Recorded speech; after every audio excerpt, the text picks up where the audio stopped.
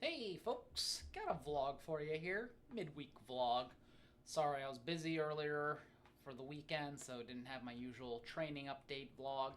Uh, Quick check in on that. I'm building endurance. That's one thing.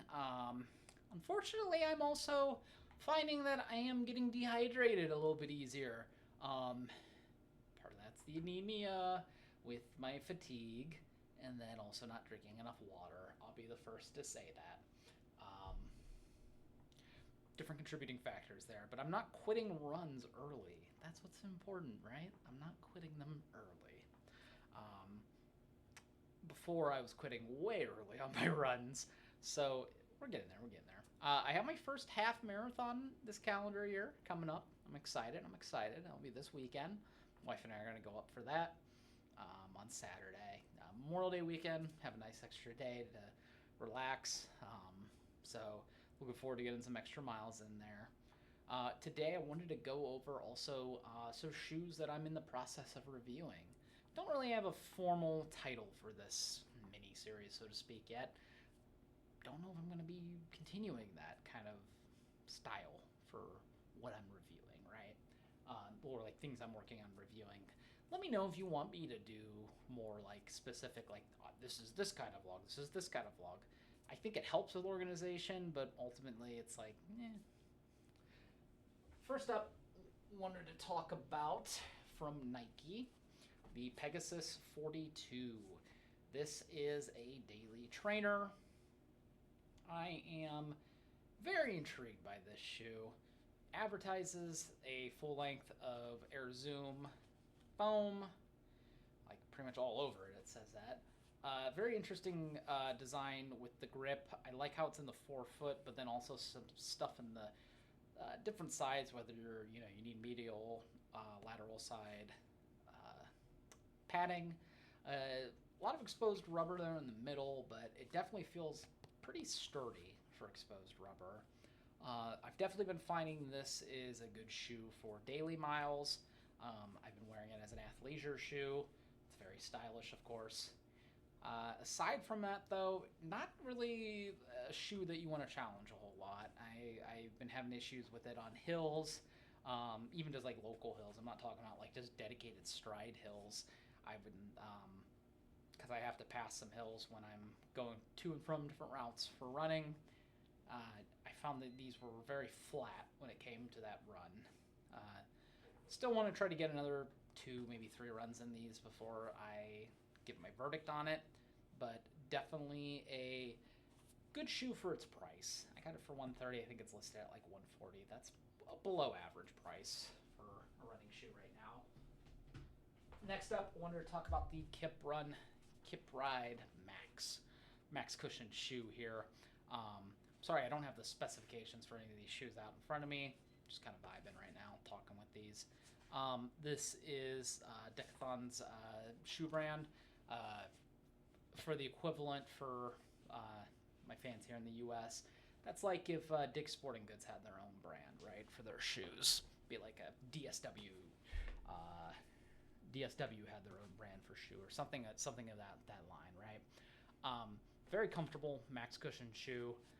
Getting a lot out of this. This has actually been one of my favorite go-tos for like easy days, particularly when I'm feeling fatigued.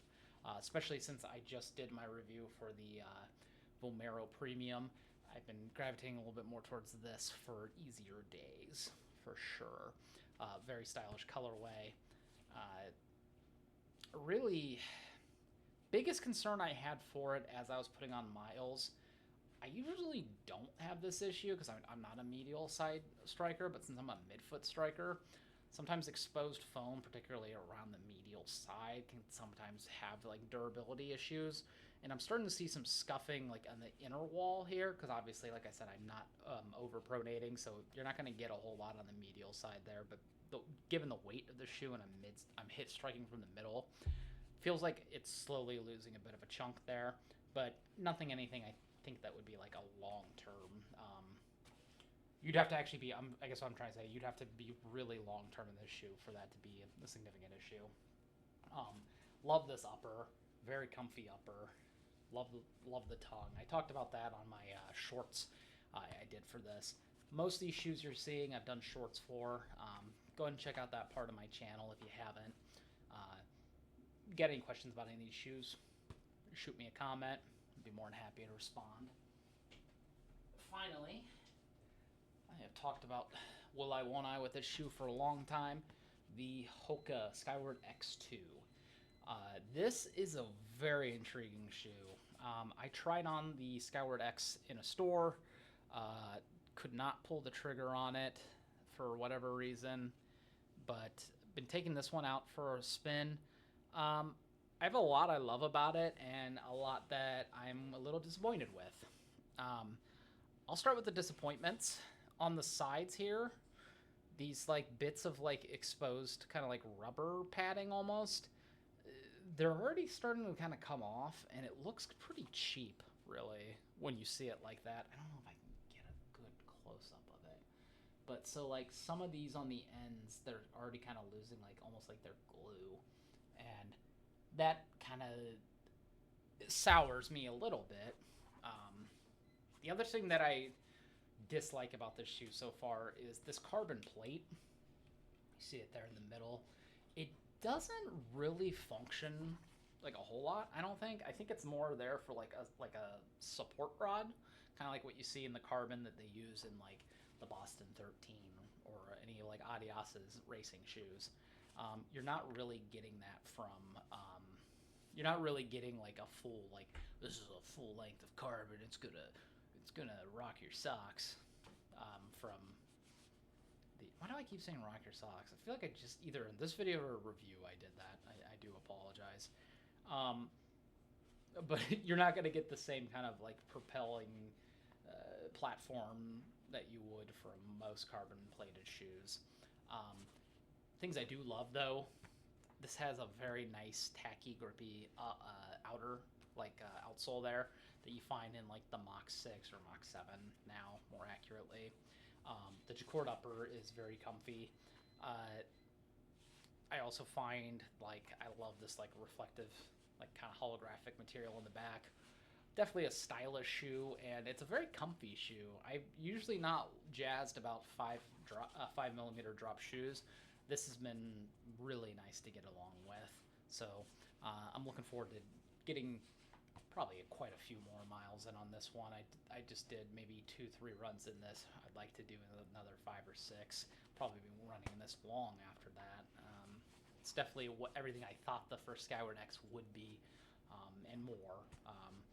Just ended up not giving that Skyward X the original one, just given, you know, circumstances and the fact that it's a very pricey shoe. This was $225, so definitely not for everybody. So those are just some shoes I'm working on reviewing right now. Let me know if you got any comments, anything for the channel. I am, knock on wood, hoping for a healthy race ahead here, and I'll talk to y'all when I record on Sunday going into Monday. And if I don't hear from any of y'all take care, be safe.